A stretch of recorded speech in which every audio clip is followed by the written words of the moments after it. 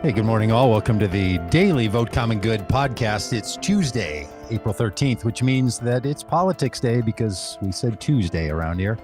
And I'm Doug Padgett in Minneapolis, standing up today, wearing my love shirt, which is the shirt that I wear for public engagements and protests. And our city, our country, our world needs a little more love. And some of you know what's going on in the city of Minneapolis and the suburb just north of Minneapolis called Brooklyn Center. I was up there last night at a family vigil because Dante Wright was shot and killed by a police officer on Sunday.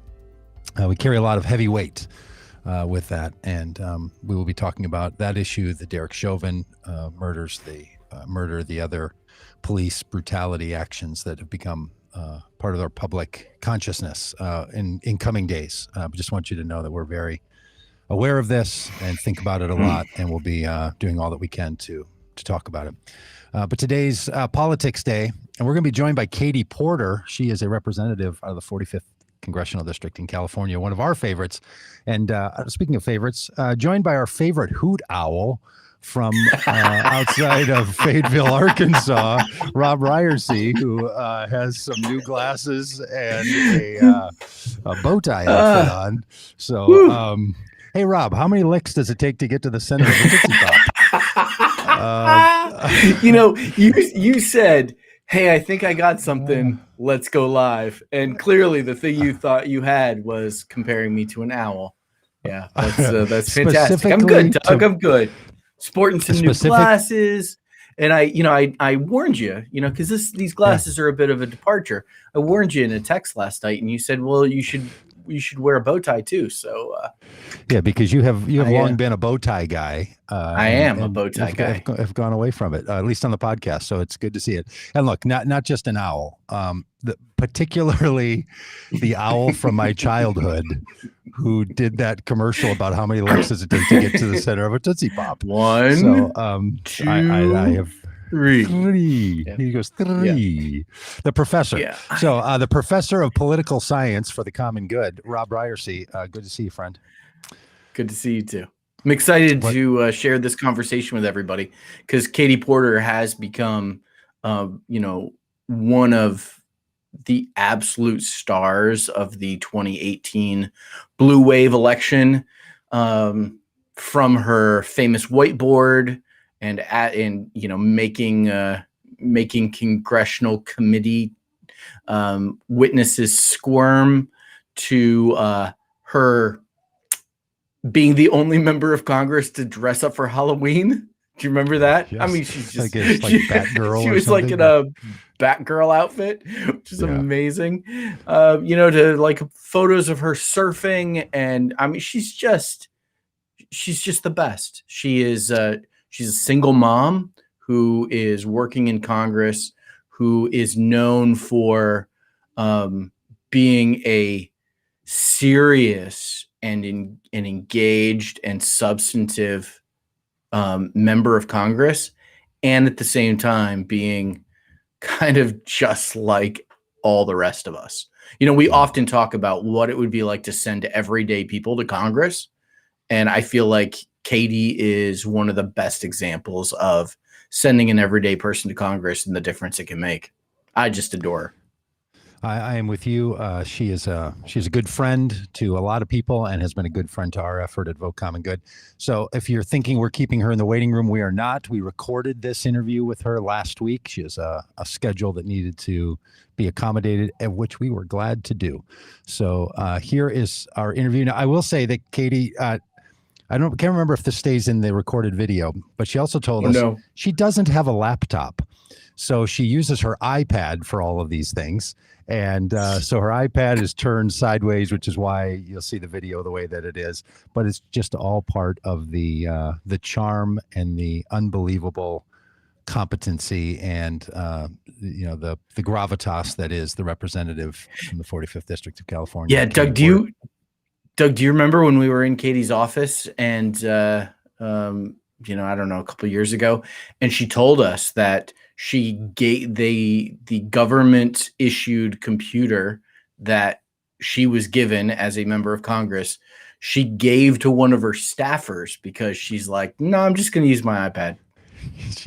She is committed to minimalism, and Yep. she will not charge another battery if she doesn't need to. So here it is, our interview with Katie Porter. Rob and I will be back for some live conversation about what's happening in the political scenes between last Thursday and today.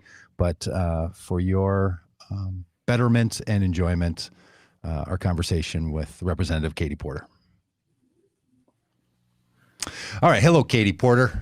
Good to see you again. It has been so fun to watch your professional life and from your candidacy back in 2018 when we had the privilege of meeting to seeing how you have captured the imagination of so many people in this country and have become a real inspiration for a lot of people. So congratulations on winning your last election, but even more so on your care for the people of this country, and especially for people who are in the difficult economic situations that this country is. That's what the job is all about. You have this populist like sensibility to you, where I think, and maybe it just comes from your, as I would like to say, your Iowan Midwestern roots, but you just have this real sense of like, hey, we're all in this thing together, and I have a role to play as a congressperson, and people in their other lives have a role to play, and we need to let those roles come together and sort of help each other. That is shockingly refreshing. And I wonder if you feel that sometimes, that it's really shockingly refreshing, and if it should be as refreshing as it feels to a lot of us. No, it's been a little bit of a surprise to me that people don't, to me, get what is really the most rewarding part of this job, or they don't talk about it. My colleagues don't seem to think about the job the way I do. But I think this is fundamentally a lot like my past job as a professor at a public university, which is that this is a teaching and learning job. My job is to learn, and my role in Congress gives me opportunities to do that, whether it's through hearings, whether it's through briefings, whether it's through access to, the Library of Congress, administration officials, a terrific staff, going into my community, seeing things in my community that may be invisible to others who live here. And then my job, that's the teaching, that's the learning part. And then my job is to teach. It is to have town halls, to answer people's questions. To ask questions and hearings in a way that gives the American people the information they need.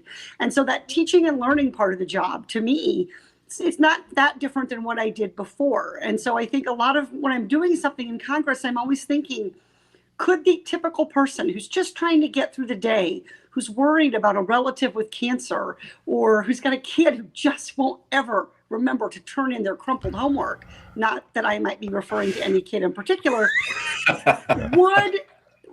is this speech, is this hearing, is this little bit going to be able to get their attention, and they're going to be able to understand it and digest it and understand what our democracy needs next from them.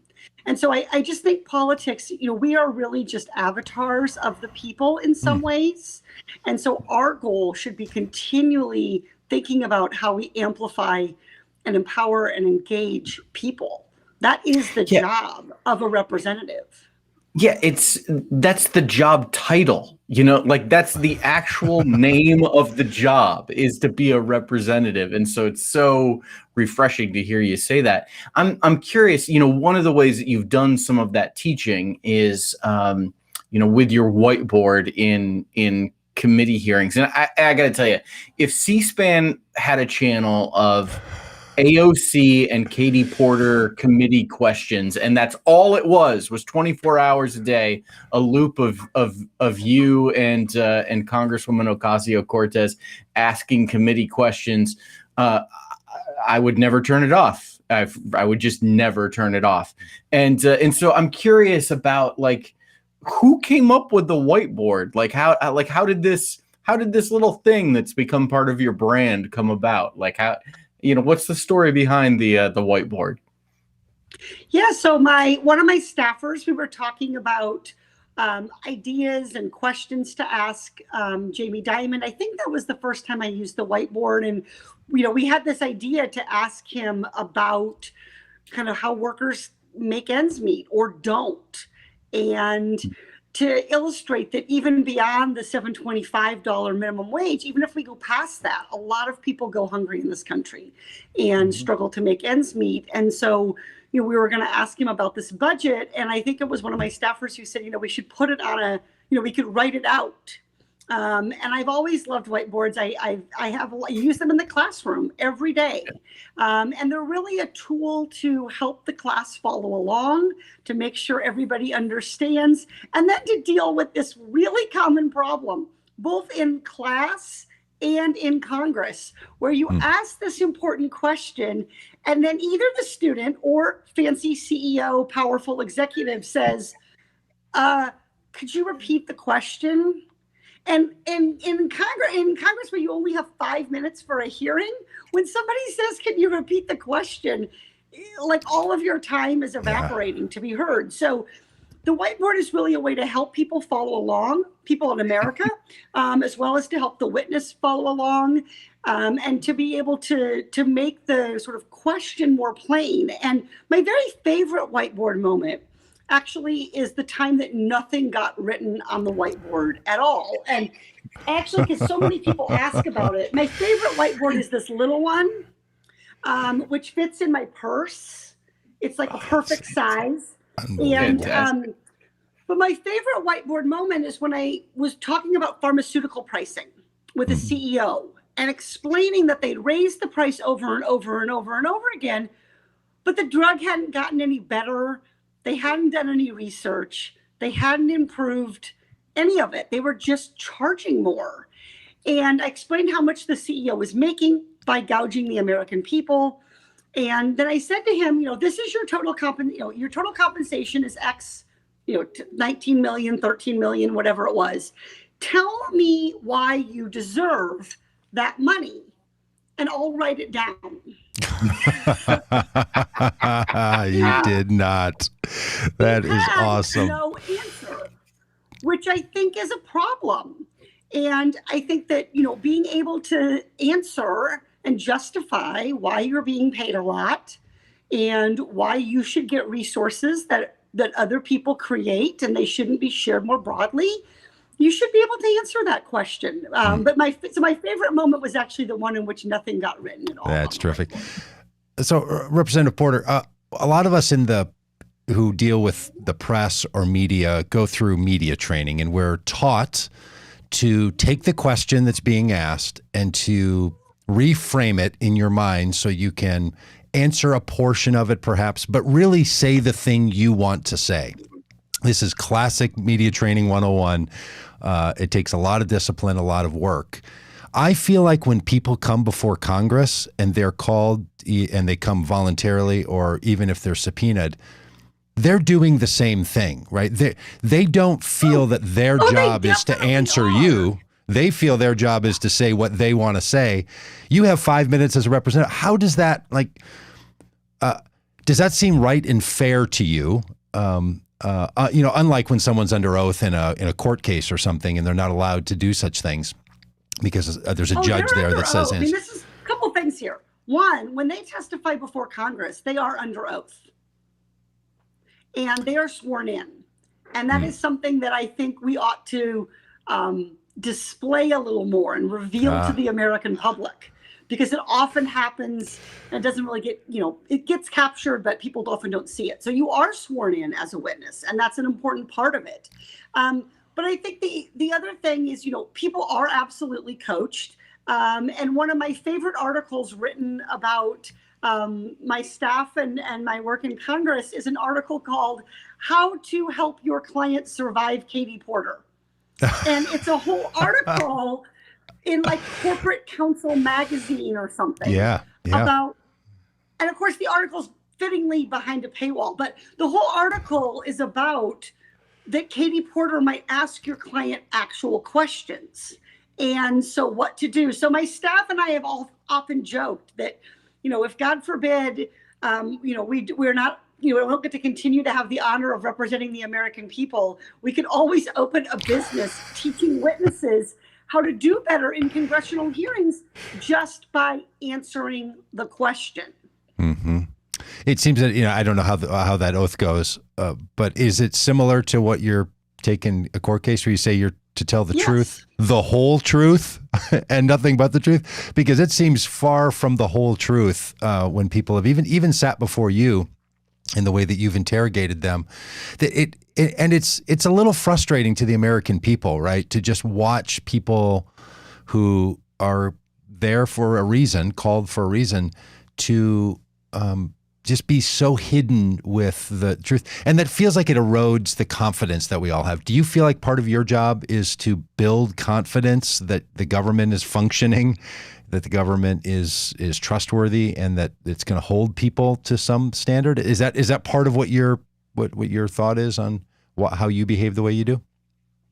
It's absolutely the core part of the job. And it goes back again to what it means to be a representative. The American people, I think, are good people. They want to do good. They have made mistakes. We all have. But we are a country of aspiration. We are a country of people of faith. We are a country of people that strive for ideals that I think are important, of equality and justice, although we often fall short.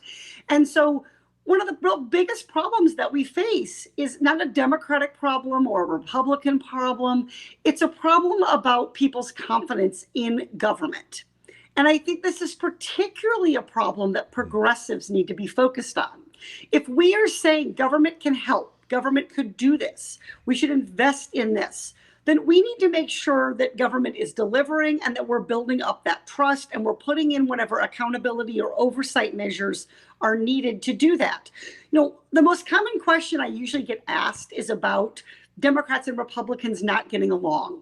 And what are we going to do about the partisan gridlock, or do I have any Republican friends? I get asked a lot of questions like this. I actually think that's the wrong question, in the sense that I think the biggest problem our country faces is that the vast majority of Americans think both Democrats and Republicans are doing a bad job. And I think neither party really wants to talk about that, because it's much easier to say, oh, the American people don't trust Republicans. The American people know that Democrats are going in the wrong direction. Let me be clear. They don't like any of us. We have a problem in connecting and communicating with the American people. And that erosion of trust in Congress is not a Trump effect. It's not recent. It's not a Democratic problem. It's not a Republican problem. It's a long-standing problem that really goes back to how we do our jobs and how we show people what we do. And it manifests itself in all kinds of interesting ways. The fact that most American people believe that when we're in Washington, we're working, and when we're in our districts, we're not. Yeah. Let me tell you, when I'm in my district, I am working. I am meeting with groups. I'm going on a tour of City Hall today. I have 5 meetings with constituent groups after this that are in my district. So, but the fact that they're so quick to think that that's what happens is because we have failed them too often, and they believe that people doing this job are on the take, are in it for the wrong reasons, don't have their best interests at heart. And so a lot of what I try to do is just to try to give people a sense that this job is about doing right by them, that it's not easy, and that I need their help to do this job well. I need them to tell me what they think. I need them to show up and ask questions. And so, one of my other sort of interesting moments, the other day I was in the grocery store and I looked terrible. I was wearing yoga pants and God knows what else. And I just hoped there was no tracker taking pictures, but I was just trying to get some food. And somebody stopped me and said, "You're Katie Porter." And I said, "Yes." And he said, "I can't believe you're here." And it's like, I have 3 preteen teen kids. I'm at that grocery store like every other day, dude. How else would I get food? Right. Yes. And like, we're in my kitchen right now, and people often say to me, "Your kitchen is so comforting." It's so like, it's so like typical. And it's like, it's not a prop, people. This is what I have. Like, this is my home. Actual bags of chips stored on top of the refrigerator in the hope that my kids don't eat them all, just like Americans everywhere. And so I think the more that we can break down some of those misunderstandings and take responsibility for them, The fact that the American people don't understand the job of Congress people isn't their fault. It's our job. It's our job to educate them. So, Katie, when you came into office in 2018, you won the 2018 election, and then came into office in 2019. I think you were the only single mom serving in Congress, which is a remarkable thing.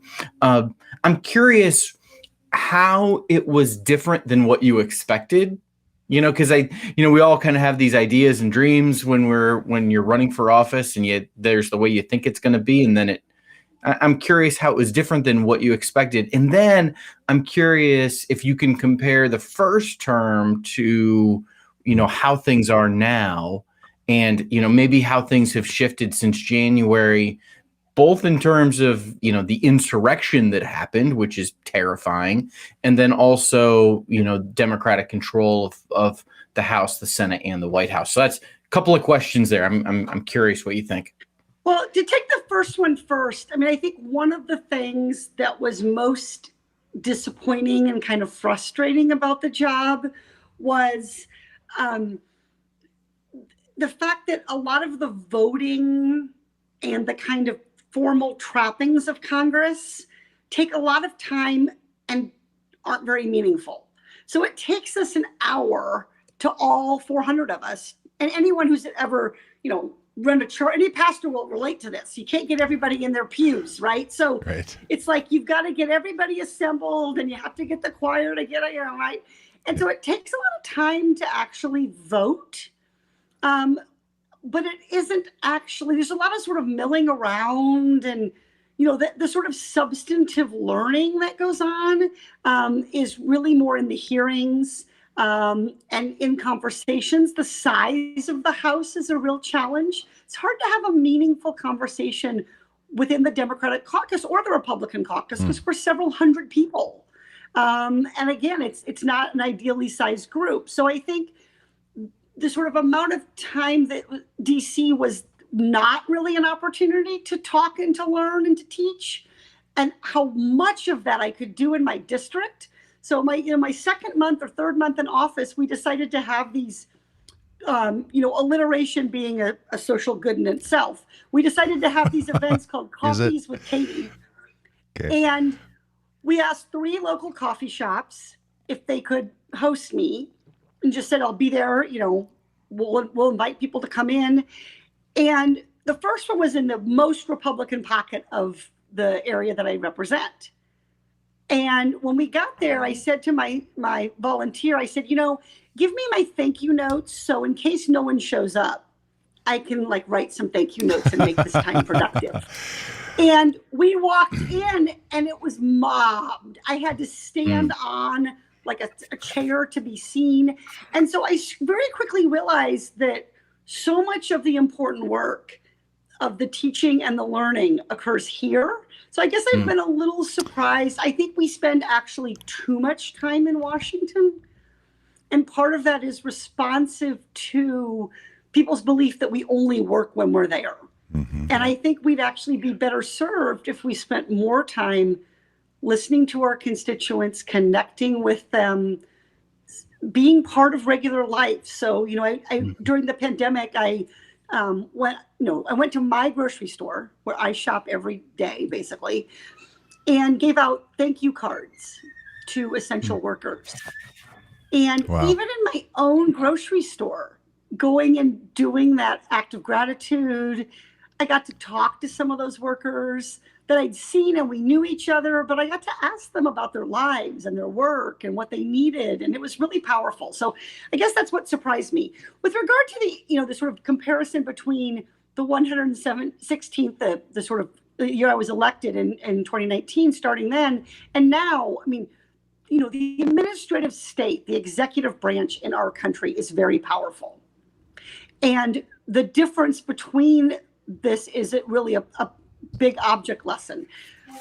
All we could do in 2019 and 2020 was try to stop Trump from violating the core values of our country and our Constitution. Yeah. I don't even think thank you for doing that, by the way. Democratic values. I just think it was about core values of equality and justice and humanity and all of those things. And now, we have a president and an administration that is doing a lot, and doing a lot well in terms of vaccines, for example, in terms of trying to rethink and improve some of the core things that we need to be doing in this country. And so I think one of Congress's jobs is to generate a lot of ideas from outside of Washington and to take those to Washington. And that's actually why people always say to me, it must suck to have to run for election every 2 years. Now, I am clearly, despite being kind of an every woman figure in Congress, I clearly am also a big weirdo because I like running every 2 years. It is a gift to get to spend time in conversation with Americans, telling them what I'm working on, asking them what they need, making that connection, engaging them in democracy. That's like the best part of the job, in my opinion. But this makes me a little bit unusual. And so I think one of the things that we have to continue doing in the Biden administration is making sure that as good of people as he's put in Washington, they're still not representative of the American people broadly, right? The number of people who are in Washington who don't have college educations who are in power is virtually zero. The number of people in Washington in power who have different kinds of experiences, who are from rural areas like me or are single parents, it's small. So we still have a lot of work to do in terms of making sure that the administration is hearing and thinking about the real challenges that people are facing in their lives. And I don't think that job changes as much. It's just that I think we have a president now who's listening. Katie, I have a couple questions about that. There's this narrative, especially among liberals like me, that say things like, look, we don't want just anybody representing us in Congress. We can't just have your average person, right? You can't have Joe Schmo run for president. We need the right kind of leaders. Leadership matters. And this narrative starts to create this very thing you're describing, where people believe that their representatives should be of a different status, a different place than them. And that seems dangerous to me. And look, I mean, we should fess up that you have an advanced degree and we're a college law professor, and like you know your stuff. You're not and one of the people that you're describing needs to be represented. But this feels like a tug and pull in our society between like true people representation. We, the people, send our representatives, and then folks feeling like, I don't want just anybody in Congress because I've heard Mo Brooks and that guy should not be a congressman. Like, he doesn't know what's going on, right? How do you think we deal with this in our society between kind of the people that are qualified to be a candidate and to be a representative and those every average day people, where it doesn't become this version of a political caste system? Yeah, I mean, I think that's a real problem. And I think it manifests itself in several ways. One is that it takes a lot really of privilege to be able to even run for Congress. And so one of the first bill I had that ever passed the House of Representatives was called the Help America Run Act. And what it would do is allow candidates to use campaign contributions, which we know candidates spend on things, including private air travel, cheese cubes at receptions, all these things, would allow candidates to use campaign funds to pay for the cost of them having health insurance while they are running for Congress, to pay for the cost of child care or senior care while they are running for Congress.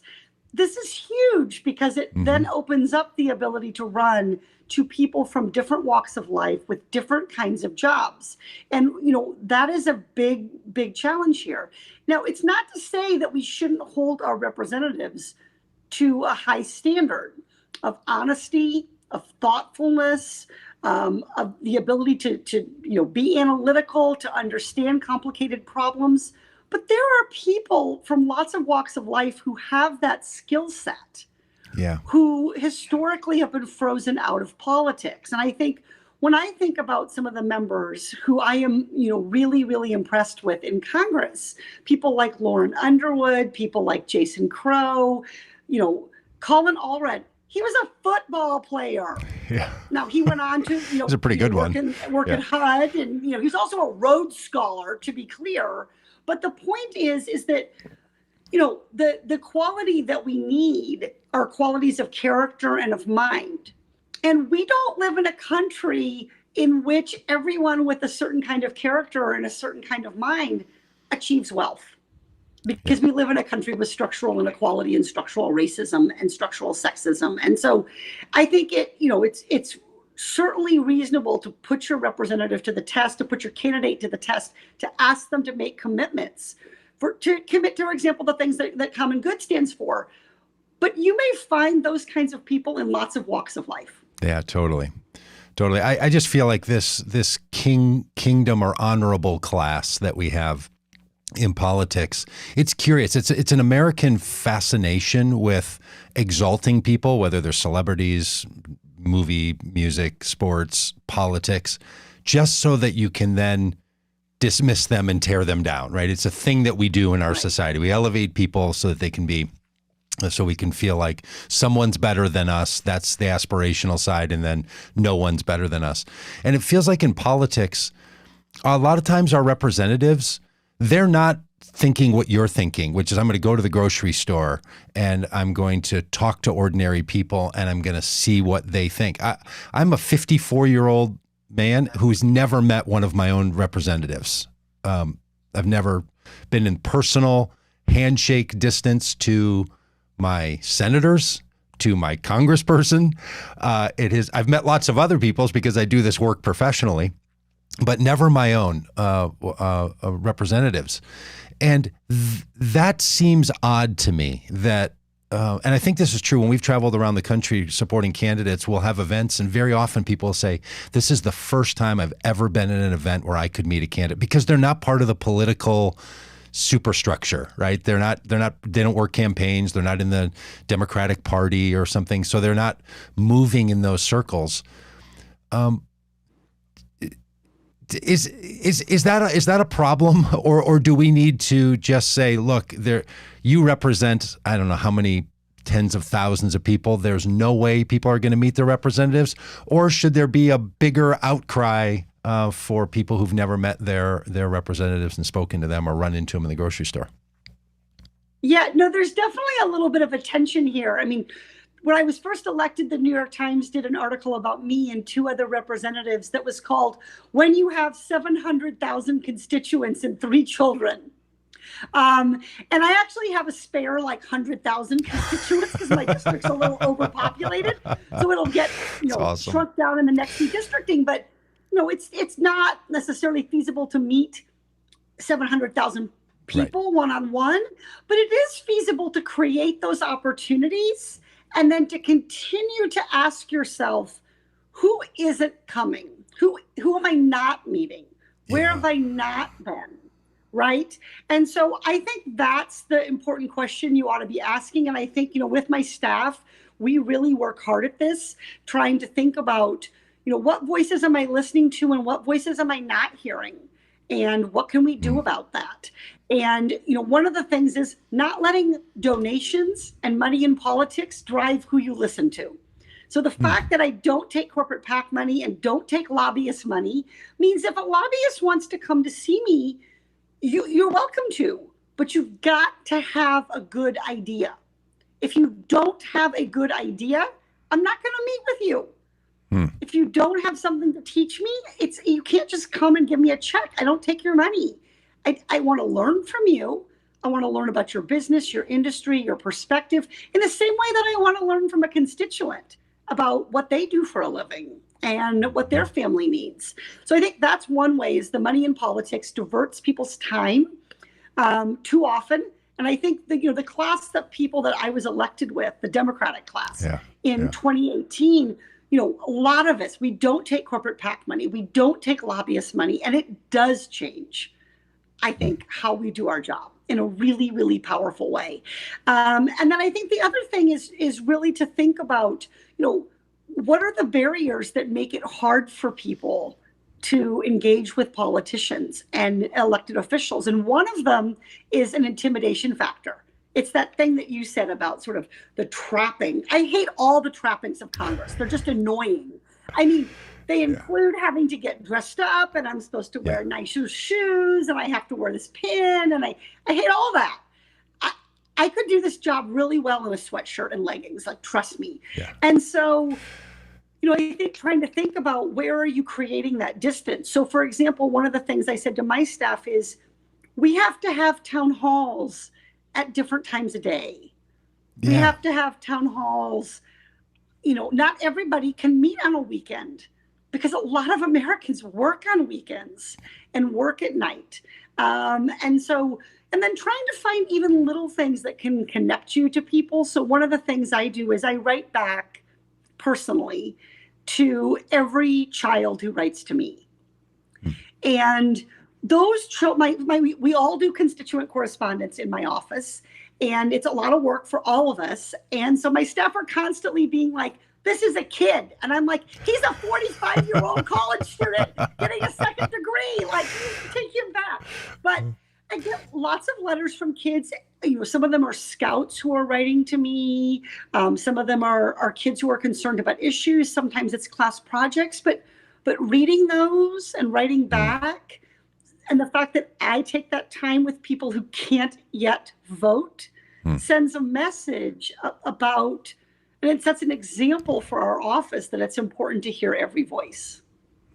I live in Minnesota, and Paul Wellstone was one of our senators, and he created a whole political movement that's referred to around here as the Wellstone Way. And when I went through candidate training to run for the state legislature, you were trained up. I chose to go through that training to be trained in what was called the Wellstone Way. Are you thinking about anything similar, or is there a movement of other representatives and senators like you who are trying to really not just be an example? Because sometimes by your example, you're showing how other representatives, they're not worried about what day they're going to do their town hall. They don't even do town halls. Like, most don't have any access to their constituents on a regular basis. Are you thinking about there being some kind of a movement afoot, some Wellstone Way like effort to change the perception of who our representatives are at the federal level? I think it's a good question. I haven't thought about yet doing any kind of how I might formalize this or institutionalize it. But I do think I've done a lot of pushing back at some of the structural things about Congress or about politics that I think stand in the way of this.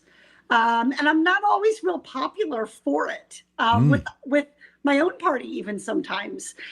So to the, one of the things I've said to leadership is, the Democrats have had the House. We set the calendar. I said, this calendar has me spending 17 to 19 hours a week in transit. That's all time that, except for a couple nice people on the airplane, I can't really do my job. We need to come up with a calendar that reduces the amount of travel and maximizes the amount of time that we have to engage with our constituents and with our colleagues. But that's not how we do it. But maybe how we do it isn't that good. And that's why Congress has about the same popularity as the American cockroach. I mean, it's not high, okay? Yeah. And I think we ought to acknowledge that and then think about how we can change it. And so I think that institutional reform, both within politics in terms of things like signing the town hall pledge, making sure that I'm continuing to do it, and then kind of institutionally within Congress, questioning, for example, why can't I use a whiteboard in a hearing? I mean, that was not permitted by the chair of my former committee. And I couldn't use a poster board, and I couldn't play audio, and I couldn't, right? And so why not, right? Why are we not able to help hold people to account using those tools? And so I think, that kind of institutional reformer mindset There Yeah. are a group of us who were elected in 2018 who I think share that. And I think it's something that binds together across the ideological divide of 2018.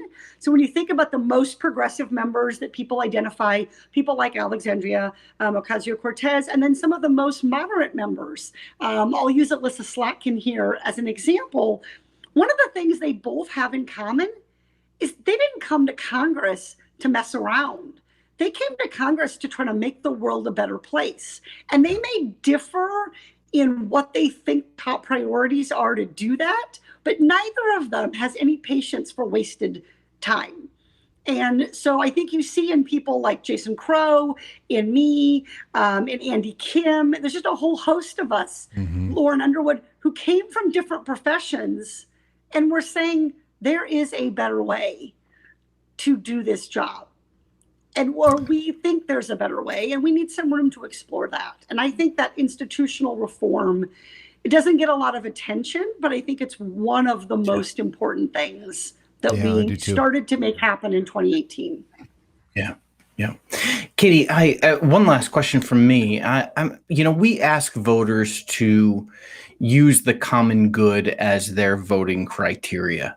We ask them to, instead of asking the question, who's going to give me the biggest tax cut, or, kind of using selfish things as their voting criteria, we ask voters to use the common good as their voting criteria of like, what's going to make the biggest difference in the most people's lives, and how can we make that happen? I'm curious how that factors into policy, lawmaking, even voting that you do in Congress. Well, it definitely factors in the idea of a common good into how I talk about a lot of these issues. And I'll give you an example. I've been working a lot recently on childcare, the challenges that people face in going to work during this pandemic, particularly, but even before this pandemic, the challenges that people face in trying to care for seniors, as they age. And one of the things I've been saying is, look, childcare isn't something that we do just for people who have kids. It's not even something we do for the children. One of politicians' favorites, to trot out. Childcare is something we do for everybody. Even if you never want to have kids, and at this point in the pandemic, I couldn't blame you, childcare helps us all. We need a next generation of workers. We need a next generation of community members. We need men and women to be able to participate in the workforce. Because we know, for example, that when women are running companies, those companies make more money and take on less risk. Whew, that is the winning formula in capitalism. So we can't afford to have women exit the boardrooms. We know that women physicians diagnose and treat patients differently than male physicians. We need men and women in the workforce. That benefits everybody. So that means childcare is not something you do to help women or help people who have children. It's something we do to help our economy and help our society. And so that is a huge way that we need to start thinking about these things. And, I think a lot about the book, Our Kids by Robert Putnam, in which he talks about how there used to be this idea when we said, we have to do something for our kids. We meant like the neighborhood doesn't have a playground, or our schools are not any good, or our kids aren't going to be able to compete against, say at the time, the Russians in science and math. But now there's the idea of our kids refers to like our kids around the dinner table. And that is a really impoverished idea of thinking about what our goals are and what our needs are as a society. And so one of the things I try to do, because I think Democrats don't do enough of this, is talk about what capitalism requires. Nice. Capitalism is a system that requires each other. Socialism is actually much more atomistic. You can get your goodies from the government. Capitalism means that workers depend on each other. Shareholders depend on workers to create productivity. Management needs workers to work hard. I mean, we are in this together economically, and efforts to present things as otherwise, I think, are really, really dangerous. And I think Democrats need not just to own the idea of the common good in social issues, but to also own the idea of common good in economic issues. Wow, that's really well said. Okay, can I just ask you one policy-related question? And I know our time's running short here. We're quite worried about what's happening on the border and how border security has become militarized, and border issues are not immigration issues, that they're different categories of response. And we were very bothered by the moral crisis of the way the Trump administration treated those coming to this country and put kids in cages and separated families as an act of cruelty to make America less accommodating. But now in April of 2021, there are still conditions that are not right, and the federal response has been insufficient to deal with this moral crisis. We're going to do a lot of work at Vote Common Good and bring a lot of attention to the life along the border. We're actually going to do a trek from San Diego to St. Augustine, Florida, on bicycles and walking to be close and along the border. So if you're looking for a long bike ride this fall, keep us in mind. But I'm wondering where you see immigration and border issues currently, and is there going to be congressional hope on the horizon for immigration and for separating out the border issues from immigration issues and demilitarizing our border? Is that going to come from the administration? Is it going to come from a people movement? I know that's a huge question that you could spend hours having to dissect and talk about. But where are you on your hopefulness or the approach that's currently underway around issues of border security and border life? Yeah. One of the things I try to do with this issue, which deeply divides the district that I represent, this is probably the most contentious issue, or certainly one of them, is to, again, return to that idea of the common good.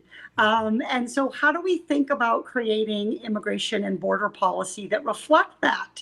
And one of the things I think Americans need to understand is we're not the only country dealing with a migration issue. Globally, lots of countries are facing these challenges. The war in Yemen, conditions in Syria, the situation in Myanmar with the Rohingya. I mean, this is a challenging situation. So the fact that we don't have enough facilities for the number of people who are showing up, and the kinds of children, for instance, that are coming alone, who weren't coming alone a generation or two ago in the same numbers. This is a hard situation for government. And so we ought to start by saying this is a real challenge. It's not just about Trump's cruelty. He may have been just about his cruelty, but the Biden administration faces real challenges here. How do you take care of a 10-year-old child who appears in this country alone? Right? That's actually as someone who has a 9-year-old child, it's not so easy to take care of her. And she's mine, and I've had 9 years of practice with her. So these are real challenges. I think one of the things we have to start doing is deciding that as a country, we want to make a commitment to understanding the harms of migration and forced migration. Why are people from Guatemala coming to the United States? They're coming here because the conditions in their country are insufferable, have put them in fear of their lives. And I think we have a role as a global leader to be doing something about that. And one of the things I often educate people in my district about is that we were doing things under President Obama to help clean up corruption and stabilize a lot of these Central American countries so people could live a good life connected to their family, connected to their country, connected to their community. Now, that doesn't mean that people aren't going to want to come to the United States, and we shouldn't welcome them. We should. But we do have to try to stem kind of emergency mass migration, because it's just really hard for any country to deal and absorb in a really hospitable, thoughtful way emergency mass migration that's driven by crises and by violence, by famine, by situations like that. And I think we do have to also kind of separate out. People who say border security is a canard and is being used to oppress and limit our country's obligation humanitarily, they have a fair point. It's also true when you go to the border, and particularly to legal ports of entry, legal border crossings, that they struggle every day to prevent the flow of sex trafficking, of human trafficking, of drug trafficking, of weapons trafficking in both directions. So that is a real challenge, and we need to take it seriously. But we don't need to substitute one for the other. These are two problems. They are both legitimate. So I reject people who say border security is a false thing. Every country has to have borders.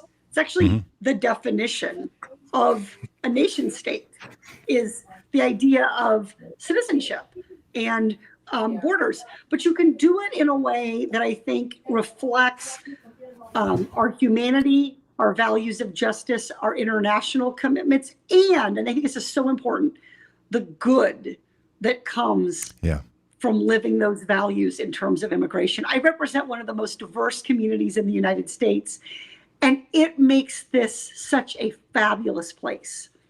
And we have to see that and talk about that constantly, that what makes Orange County an amazing place to live is the fact that we've welcomed people from all over the world here. And so that is a great, immigration, I think, is a great example of where the concept of a common good can be used to help give people a better foundation to start debating the issue, to start understanding the issue, and to break down some of those barriers. So I think that, one of the most valuable things I did as a congressperson was go to the border and spend a day there. And I saw humanitarian groups, I met with Border Patrol, I toured an immigration prison, and they're not detention facilities, they're prisons, and saw exactly what was happening there. And seeing it with my own eyes was really an important part, I think, of feeling grounded in being able to talk about and work on this issue and help people who haven't been there, who are getting fed misinformation. Well, let me tell you what's actually there. Let me tell you what I actually saw, both good and bad, both troubling. That's a great example of why spending all our time in Washington doesn't necessarily arm us with the information that we need to then teach our constituents.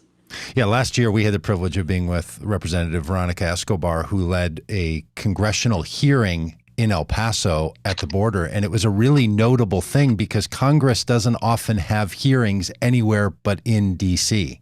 And even that innovation, they're called field hearings. They're called field hearings. Be having them all the time. I'm a fan of them. Yes.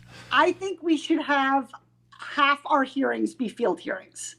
I'm a big fan.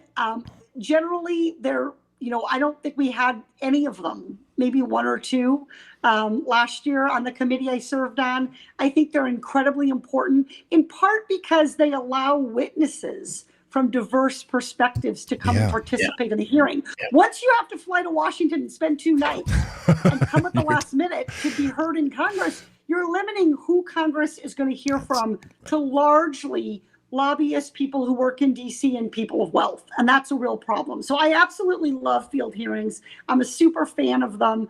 The very first congressional hearing I ever testified at was a field hearing at a senior citizen center about credit cards. And one of the things we learned at that hearing was that Congress was busy talking about debit cards, but most seniors didn't think they had a debit card. They called it an ATM card. Yes. Right? So we asked them, how many of you have debit cards? And like 10 people raised their hands. And then I said, how many of you have an ATM card? Thinking about what my grandma calls it. And everybody's hand went up. And all of a sudden they realized this whole conversation had been about something that they had in their wallet, not some obtuse, interesting financial product to come. So I want to close by showing you guys that this is my favorite hat. Now, people, if you want to have this cool, most common good hat, I went on today, and this is now a collector's item. I don't think this is still available.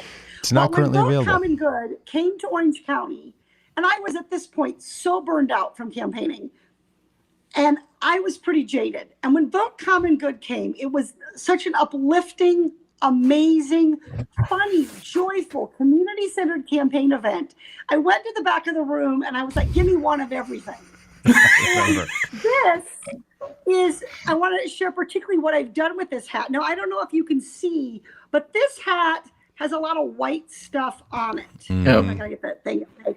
That is surfing. That is surfing wax. That's salt. Board wax. Okay.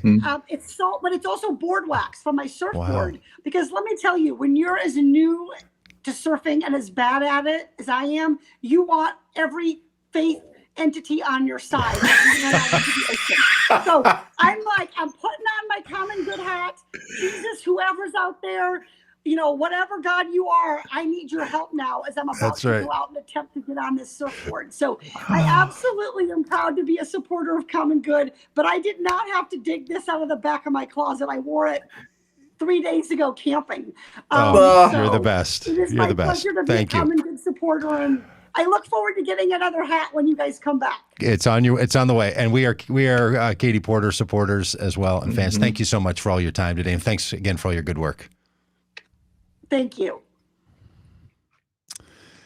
Well, and now here I find myself wearing the new version of that hat, the baseball trucker cap style in blue. If you'd like one of these, head over to votecommongood.com, make a donation in your little note, say, give me a hat. We'll give you a hat. I mean, if you watched all the way this far or listened this long and you want a hat, those of you that are listening on the podcast only, you don't know she put on one of our orange hats, which will be coming back. But if you'd like one of the blues, they're currently available. Well, Rob, once again, Katie, the best. Don't think we can hear you quite yet, Rob, but so it might be a mute issue, but that's okay. We'll bring you back into flow. Yeah, I had muted myself there, but yeah, one of my favorite things that happened. I think it was at some point. I can't remember exactly when it was, but I got a text from Katie's chief of staff. And it was a picture of Katie on vacation, sitting on a swing, wearing her Vote Common Good hat. And it was just the best. It was just the best. She's the best. I absolutely love her. Well, very good. Hey, all. Thanks for being a part of our Tuesday Vote Common Good podcast. If you want a little more, just here on Tuesdays, tonight we have a webinar, part 2 of a 4-part series on Christian nationalism, the threat of it. Tonight, Sam Perry and Andrew Whitehead have written a book called Taking America Back for God, a critique of Christian nationalism, will be our guests, along with Jonathan Wilson Hartgrove. Some great input on what we can do to stay people of faith, but not fall into the trap of Christian nationalism. So that's tonight. Then tomorrow, it's our Faith Day, where 4 pastors get together to talk about the common good and when it comes to faith. And then on Thursdays, we bring up important issues that matter in our life in our society. We'll be talking about the police violence and murder that we all have been seeing so frequently in the history of our country. And on Friday, it's Science Day. We'll be joined by astrophysicist Paul Wallace to talk about science for the common good.